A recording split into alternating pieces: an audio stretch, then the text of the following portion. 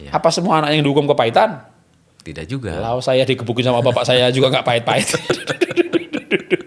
Anak saya 3, nggak pernah saya pukul. Nggak manja juga. Tapi pernah kepahitan. Malah kepahitan. Ketika kesalahannya berupa dosa, itu saatnya orang tua memegang otoritas sebagai hamba Tuhan, gitu, hambanya Tuhan, wakilnya Tuhan, boleh menegakkan aturan Tuhan. Nah, keunikan ini nanti akan berpengaruh pada cara menghukum, cara memotivasi, cara berbicara, lebih dalam lagi cara kalimat-kalimat yang bahkan kita gunakan.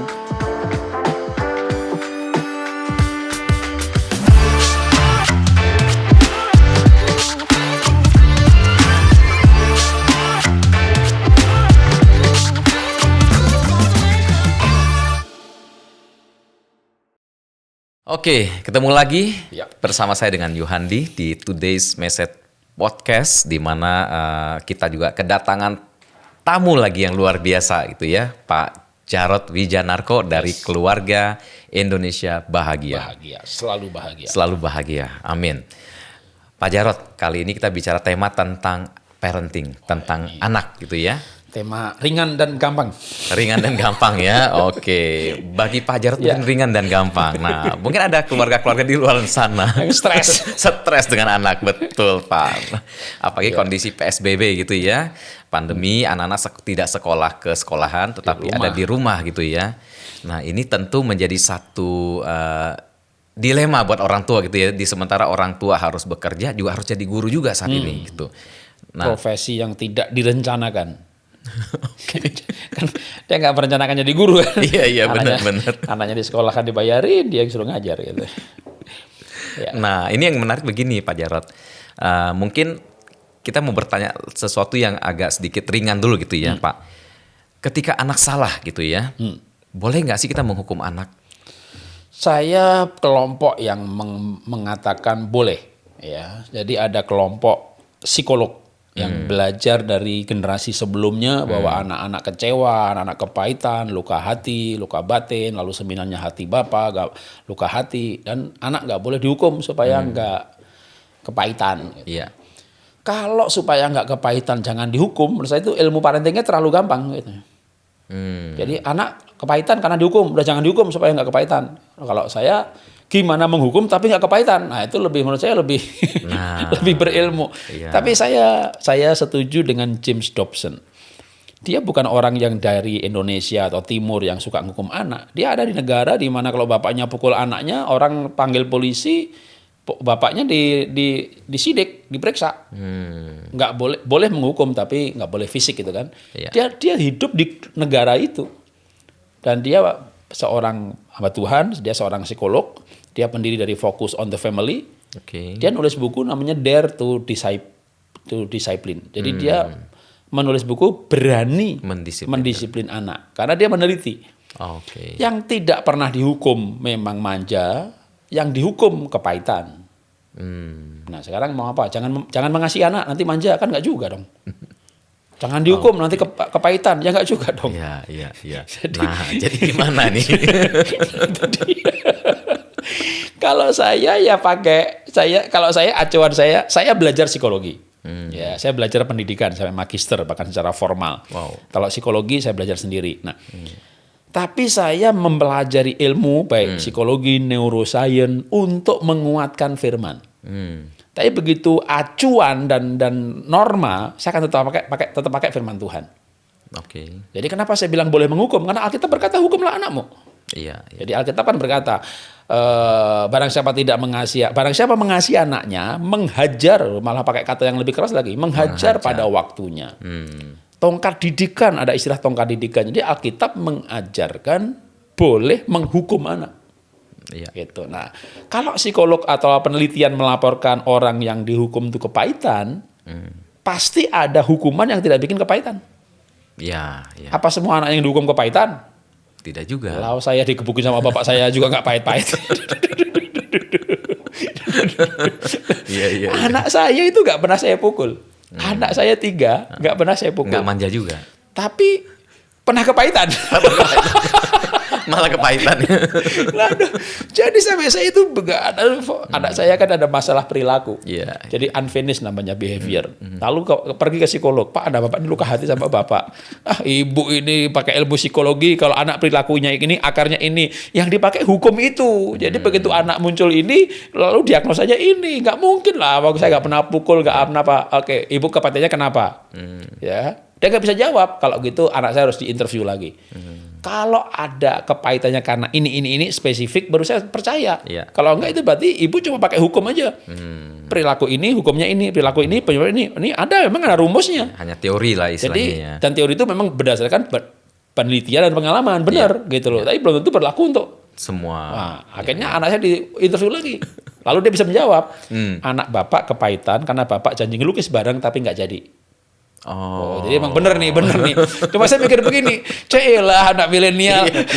Sensi banget gitu ya. Lukis bareng nggak jadi aja kepahitan. Saya ditempeleng, ditendang sama bapak saya nggak kepahitan itu. Ditendang. Jadi juga bukan berarti saya mengharuskan menghukum, tapi kalau melarang menghukum juga, ada orang juga yang dihukum nggak masalah kok.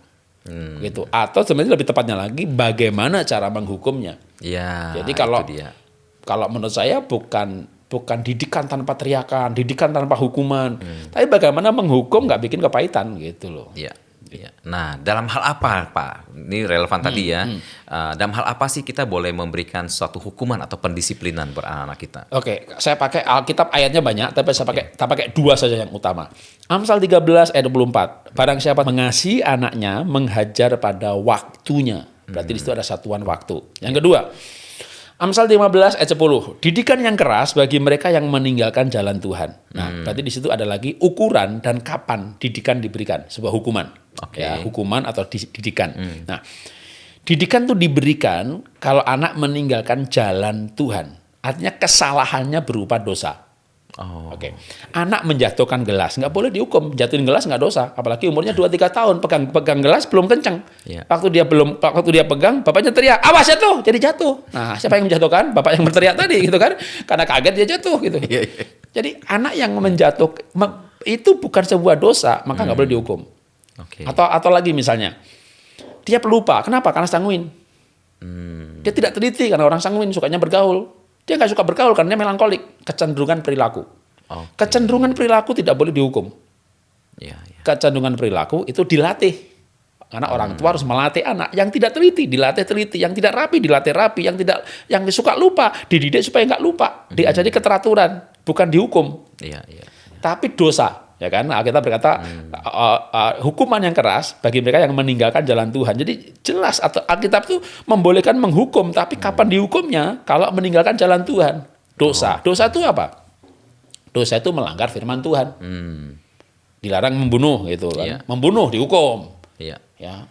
Naruh sendal nggak rapi, nggak ada ayatnya. Sendal harus rapi. Karena ketidakrapian itu kecenderungan perilaku. Gitu. Jadi maka juga hebat dong. Alkitab itu ditulis selama ribuan tahun. Relevan. Tapi juga tidak ada ayat yang ngawur loh. Di mana sebuah kesalahan kecenderungan perilaku disuruh dihukum gitu nggak ada.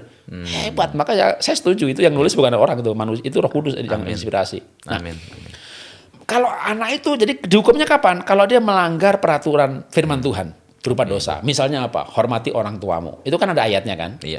Lalu orang tuanya diludahin gitu. Pukul dia. Hukum dia. Nah, hukumannya sendiri apa? Mau pukul, mau bentak, mau teriak. Nah, kembali kepada ayat tadi. Hukuman yang keras bagi mereka yang meninggalkan jalan benar. Jadi pertama soal dosa dulu. Yang kedua, ada hukuman keras, berarti ada yang tidak keras. Berarti dari satu ayat ini aja ada dua esensi.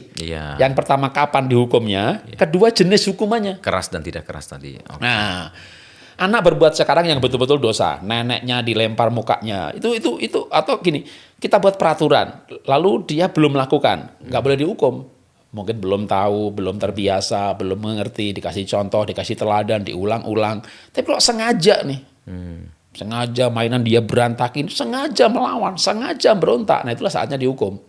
Tapi hukumannya sendiri langsung pada tipsnya aja ya, mulailah dari ukuran yang terendah. Cukup teriak, nggak teriak aja, tegur. Bisa kok gitu kan. Jadi yang nggak usah pakai teriak.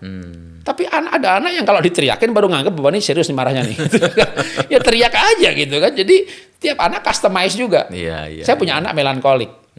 Saya bilang, siapa naruh gitar di sini? Saya nggak tahu siapa yang naruh, maka saya bertanya, siapa? Tapi memang nada saya marah. Dia nangis. Apalagi kalau bilang, nih kamu salah. Waduh, dia akan karena dia melankolik. Lembut sekali hatinya.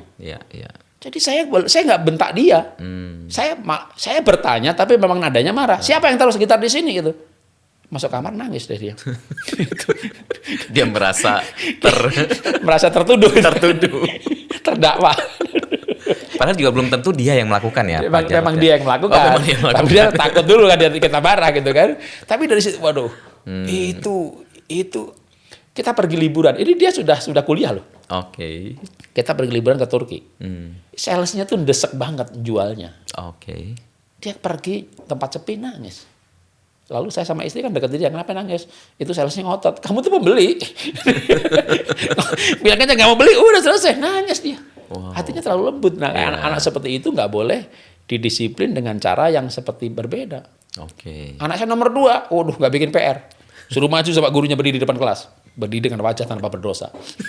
Senyum dia, yakin masuk surga. Ya kan? Dia nggak punya rasa bersalah gitu. Ini anak harus dihukum dengan lebih keras. Jadi anak itu beda-beda. Jadi ketika kita menghukum anak, jenisnya kita pertimbangkan, caranya kita pertimbangkan, tujuannya. Nah, tujuannya itu apa? Kembali Amsal 13:24. Barang siapa mengasihi anaknya, menghajar. Ya, mengajar pada waktunya. Kalau enggak dia, jadi tujuannya itu mengasihi. Iya. Jadi waktu anak ini kurang ajar, nggak tahu peraturan. Aduh kasihan dia nggak tahu peraturan, sampai dihukum dia. Ya, tujuannya supaya tahu peraturan. Oke. Ini kejadiannya anak melanggar peraturan. Oke. Lalu, waduh dia nggak tahu peraturan ya, kasihan dia kalau dia nggak hidup tanpa peraturan. Saya harus buat dia tahu gitu ya. Motivasi awalnya supaya dia tahu peraturan. Iya. Kejadiannya sama. Kurang ngajar ya anak, nggak tahu peraturan. Kalau dihajar dia. Ini perbuatannya sama, motivasinya udah beda. Iya. Oke, wow. Nah, sebenarnya mendidik itu tergantung juga tadi kita tuh maunya apa. Kalau kita motivasinya mengasihi anak, kalau dia nggak tahu peraturan nanti dia hidup bakal susah di dunia ini. Dia harus tahu peraturan. Kalau begitu tahap ini saya kasih peraturan. Kasih tahu nggak usah marah dulu. Jadi kita tuh sadar. Udah merasa ngasih berkali-kali ini anak kalau nggak dihukum ini kayaknya nggak. Kita sadar, kita under control. Itu menghukum yang benar. Oke. Karena kita sadar tujuannya kasih, caranya kita pilih gitu ya. Tapi kalau nggak terkendali kan emosi namanya. Jadi itu aja beda. Jadi saya tetap setuju menghukum boleh, pukul boleh, fisik boleh gitu. Selama dalam rangka itu gitu. Justru di sini seninya bagaimana Alkitab ini bilang menghukum, tapi juga Alkitab berkata Bapak jangan lukai hati anakmu. Tapi kita nggak bisa hanya pakai jangan lukai hati. Hukuman itu melukai hati lu, teriak itu melukai hati lu. Lu diam aja di boneka jadi patung. Manjakan anak, nanti anak juga jadi enggak. Oke. Jadi kalau Alkitab dan tidak bertentangan. Alkitab itu satu yang nggak bertentangan, cuma betul. Perlu ditaruh pada tempatnya. Oh, jangan melukai hati berarti mengasihi. Tapi bagaimana dengan teriak? Ya supaya teriak nggak melukai hati. Teriakannya jangan menggunakan label. Anak goblok kamu. Ya bukan. Nah itu salah. Kamu tuh anak baik, nggak boleh nakal. Kamu anak baik, nggak boleh nakal. Kamu tuh anak baik, makanya nggak boleh nakal. Kamu anak nakal, kan beda. Kamu anak nakal, label. Ini yang melukai hati. Ada lo teriakan yang nggak melukai hati. Kita berkali-kali berteriak, kamu anak baik, nggak boleh nakal. Kamu tuh anak baik nggak boleh nakal. Kita berkali-kali ngomongnya kamu anak baik, nggak boleh nakal. Anak tuh biarpun diteriakin begitu. Papa tuh ngomong aku tuh anak baik. Makanya nggak boleh nakal. Itu nggak melukai hati, mau teriak kenceng nggak mau. Kamu anak baik. Nggak boleh nakal. Tapi kalau dikasih label mau suaranya ringan pun tetap menusuk juga gitu ya. Iya Pak, kita mendidik jangan pakai teriakan Pak. Terus gimana? Ya harus lemah lembut Pak. Oke, tak kasih contoh ya lemah lembut ya. Nah, Mama menyesal melahirkan kamu. Kamu anaknya nggak ada gunanya. Itu maunya begitu ya. Jadi saya itu kadang-kadang gemes gitu, ada orang yang ini adalah hamba Tuhan juga ya, pengajar teman-teman saya juga gitu, mendidik tanpa teriakan gitu, lemah lembut. Tak kasih contoh ya. Boleh ya begini. Ya enggak Pak Jarod aja gimana dong ya gitu kan. Jadi teriak apa tidak bukan esensi. Iya. Oke, jadi inti adalah tadi pengendalian diri kita juga sebagai orang tua kali ya Pak ya, tujuannya, isi kalimatnya, itu hal yang lebih penting. Nah memang tentu kita perlu belajar lemah lembut. Tapi kalau diharuskan teriak pun nggak apa-apa. Anak di jalan pelan-pelan mau masuk jurang. Tolong, nggak masuk jurang duluan. Kelamaan ngomongnya. Stop! Itu ya kan. Jadi, tapi kita nggak teriak-teriak stop tiap hari kan. Jadi kita boleh teriak, kalau dibutuhkan kita boleh teriak. Pada waktunya tadi. Nah, makanya ayat Alkitab tuh bener banget kok. Pada waktunya, menghukum pada waktunya. Bukan menghukum setiap waktu. Dikit-dikit dihukum, namanya hobi ya kan. Atau tiap hari teriak terus, suami istri ngomong teriak terus. Nanti pas adanya salah teriak, mana anak gak kaget. Oh nada deg sehari-hari. Memang tiap hari nadanya begitu. Saya itu sehari-hari ketawa begini Pak. Di rumah ya ketawa. Sekali saya marah Pak, anak saya syok Pak. Jadi saya bukannya saya juga nggak marah terus, tapi saya mengajarkan marah itu boleh. Karena saya pernah marah. Jadi begitu saya marah, anak saya tuh kagetnya luar biasa. Bahkan istrinya juga kaget itu. Ternyata papa bisa marah gitu ya kan. Itu berarti kamu tuh salahnya luar biasa kan ya. Sudah kelewat batas lah. Tapi bukan berarti nggak boleh ya kan. Kalau nggak boleh kita pati juga, nggak boleh marah gitu. Jadi kita berarti gini, kita bisa ya memang ada cara lain, pasti ada cara lain juga. Selain marah itu pasti ada cara. Tapi marah salah satu cara. Yes. Kalau kita nggak pernah marah, lalu kita marah, anak itu benar kayak, makanya simpenlah marah untuk hal yang betul-betul urgent, hal yang betul-betul penting, hal yang betul esensi. Ini kayak istilahnya kayak peluru bom gitu kan. Memang kita nggak ngebom tiap hari. Gitu. nuklir ya. Jadi ya itu saya termasuk bilang ya karena ada ayatnya. Iya, oke. Wah ini menarik sekali nih Pak. Jadi saya boleh menyimpulkan juga dari kesaksian Bapak tadi tentang keluarga ya, tentang anak-anak, bahwa ternyata antara anak satu dan anak yang lain juga cara mendisiplinkannya juga berbeda ya Pak ya. Iya, menghukumnya berbeda ya. Karena menghukumnya beda, memujinya beda, bahasa cintanya beda, bahasa komunikasinya beda. Cara belajarnya beda, cara memotivasinya beda. Anak itu ajaib betul loh. Firman Tuhan unik. Jadi setiap anak dididik dengan cara yang berbeda-beda, termasuk kalau hari ini topiknya mengenai menghukum ya, hukumannya beda-beda. Anak melankolik, salah. Kamu dihukum ya, papa hukum. Minggu ini kamu nggak boleh kemana-mana. Dia masuk kamar, hore, seneng dia. Emang nggak suka gaul ya kan. Jadi kalau anak sanguin tuh boleh tuh dihukum, nggak boleh kemana-mana, katalah begitu. Jadi anak plekmatik yang stabil, sebenarnya dia nggak butuh dihukum dia. Percuma menghukum anak plekmatik.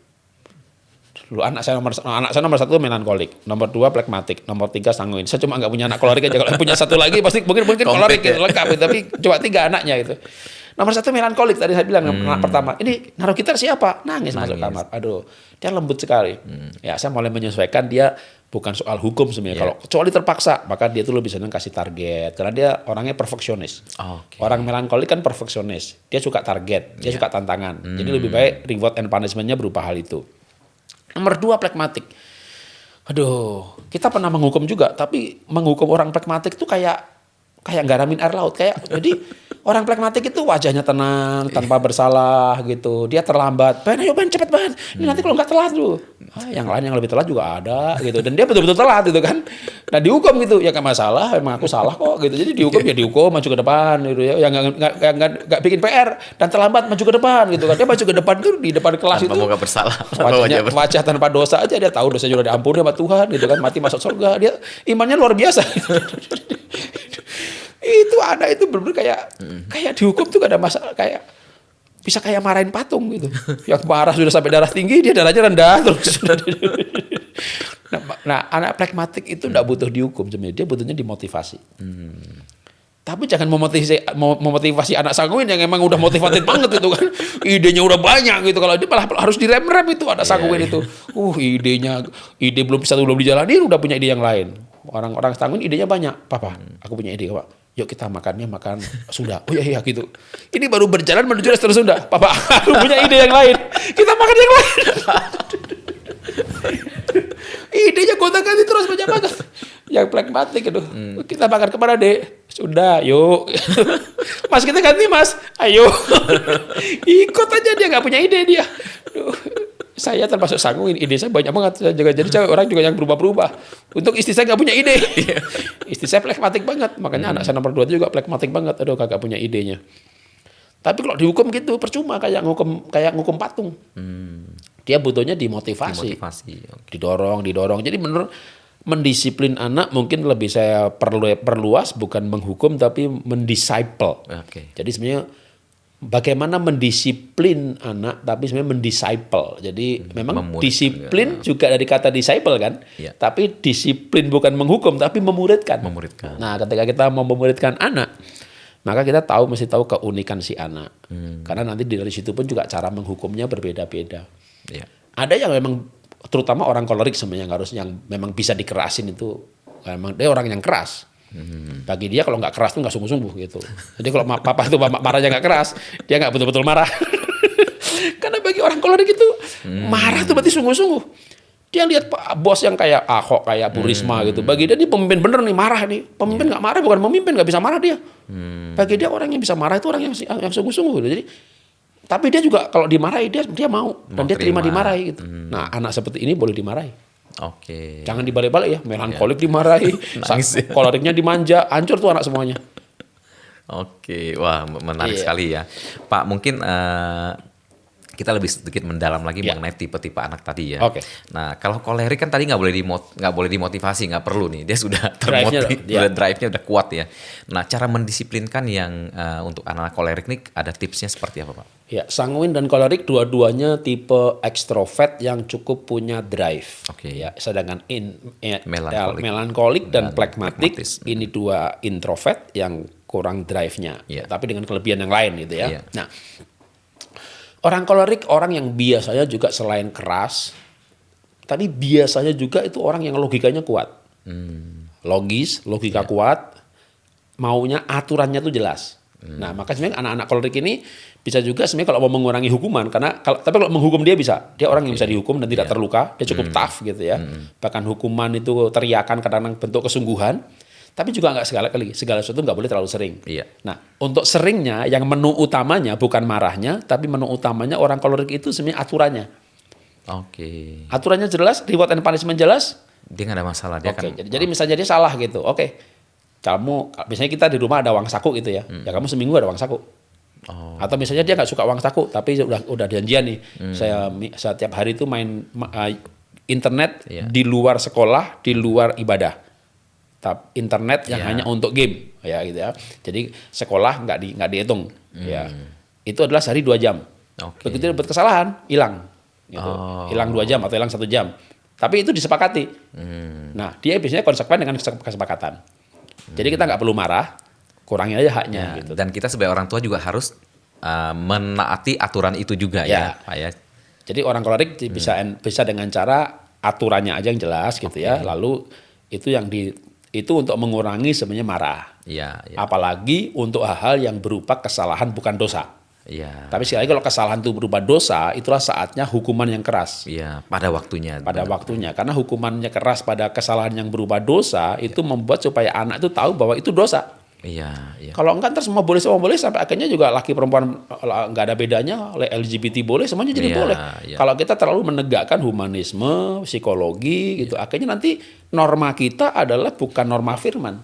Iya. Jadi ketika kesalahannya berupa dosa, itu saatnya orang tua memegang otoritas sebagai hamba Tuhan, gitu, hambanya Tuhan, wakilnya Tuhan, boleh menegakkan aturan Tuhan. Wow. Nah, Tuhan sendiri kalau bangsa Israel berbuat salah kan dia kena tulah, kena itu bukan lemah lembut lagi tuh.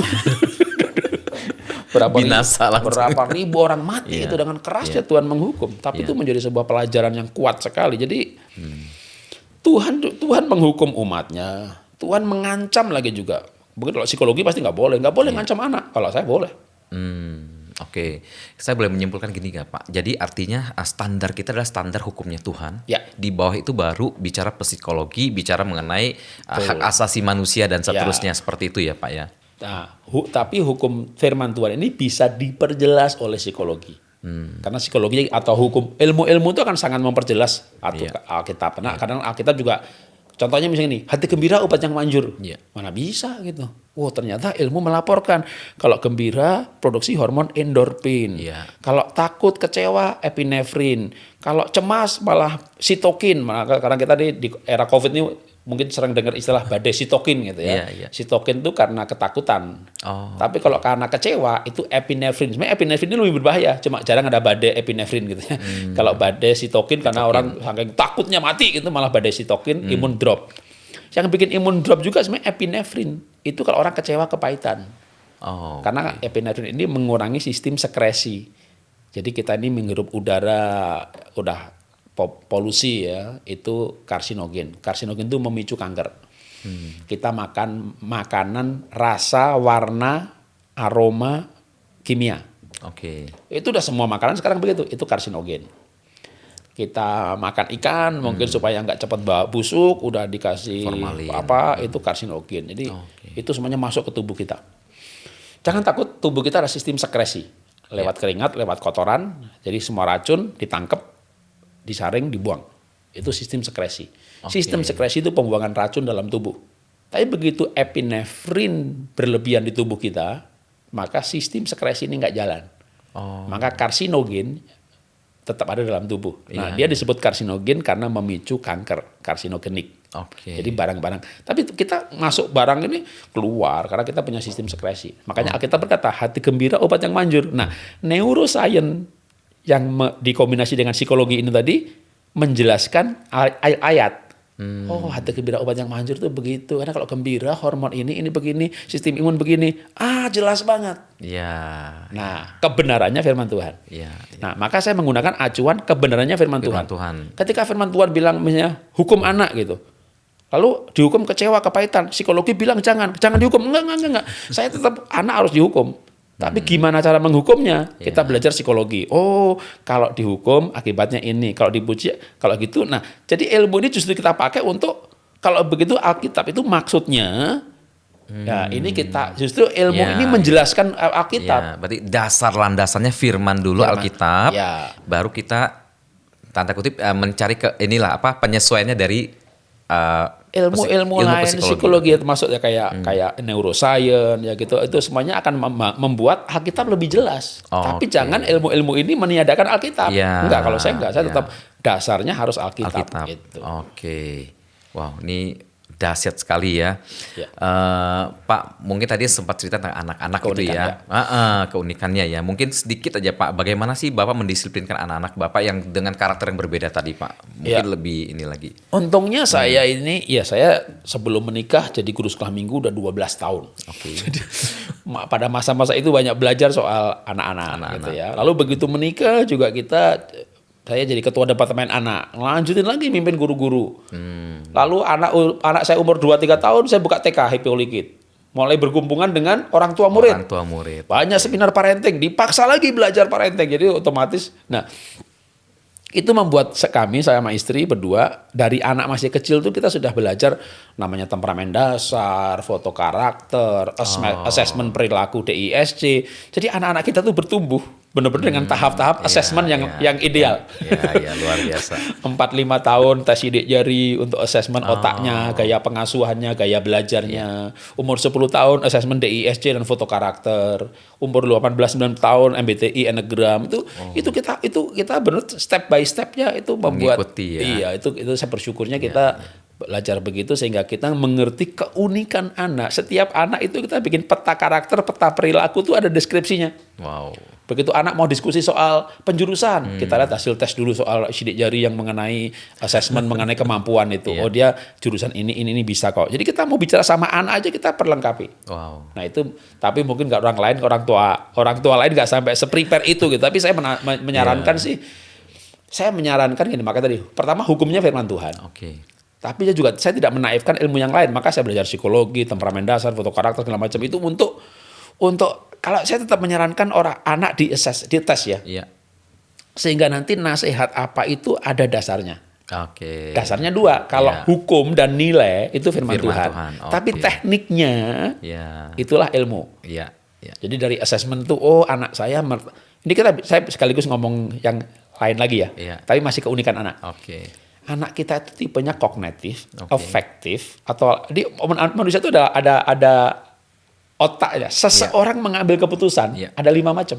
Oke, kalau pusing dengan afektif, lalu kontra kognitif. Oke, anak kita tuh tipe senang, tipe untung, tipe prinsip, atau kontra berbeda. Nih ada orang, anak atau manusia ngambil keputusan dia mau melakukan segala sesuatu kalau dia senang. Oke. Kalau dia senang dia habis-habisan. Gitu. Yang kedua, ada orang yang mau melakukan kalau dia untung. Oke. Kalau ada untungnya dia senang. Dia lakukan, dia ambil keputusan karena untung gitu. Atau malah dia maunya berbeda. Anak saya nomor 3 ini berbeda. Semua keluarga di GBI, dia nggak mau di GBI. Dia mau tampil beda. Dia mau kerja yang berbeda. Oh. Kan nomor 1 kuliah Singapura, nomor 2 kuliah Singapura. Kita komporin dia. Kamu senang seni di Singapura ada? Nggak mau, aku nggak mau Singapura. Aku punya Eropa atau Australia gitu. Jadi dia maunya berbeda dalam segala hal. Dalam segala hal. Wow. Itu orang yang nanti dia baju maunya berbeda, liburan dia cara pikirnya beda. Nah, itu otak kontra. Ini anak ini beda-beda. Oke. Nah, waktu kita pelajari sampai sedalam itu gitu. Jadi kalau ngomong sama ini begini, ngomong ini begini, ngomong sekaligus ngomong pandemi juga ya. Iya. Banyak orang anak belajar di rumah.